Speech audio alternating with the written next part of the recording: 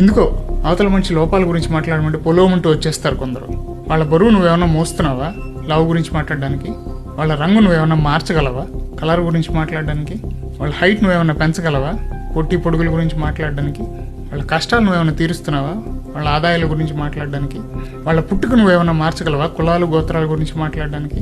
కాదు, నీకు వాళ్ళ గురించి ఏం తెలుసని, ఎంతవరకు తెలుసని ఇంత మాట్లాడుతున్నావు, ఇంత జడ్జిమెంట్లు పాస్ చేస్తున్నావు? ఒకసారి నువ్వు ఎప్పుడన్నా అద్దం ముందుకు పోయావా? చూసుకున్నావా? నీలో ఏం లోపాలు లేవా కదా? మన దగ్గర అన్ని పెట్టుకుని పక్కన వాళ్ళ లోపాల గురించి అవసరం అంటావా?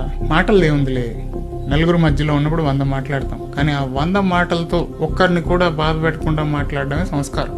అది ఉంటే నీతో ఎప్పుడు నలుగురు ఉంటారు, అది లేకపోతే నీతో ఎవరు మిగలరు. ఒకవేళ ఎవరన్నా ఉన్నా కూడా అది వాళ్ళకి నీతో అవసరం ఉన్నంత వరకే.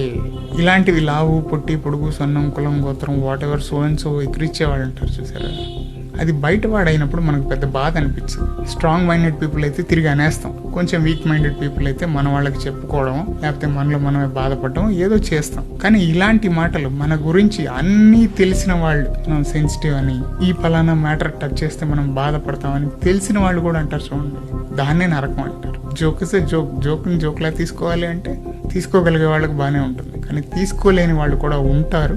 అలాంటి వాళ్ళ ఫీలింగ్స్ని అలాంటి వాళ్ళ పరిస్థితుల్ని అర్థం చేసుకుని కామెంట్ చేయండి.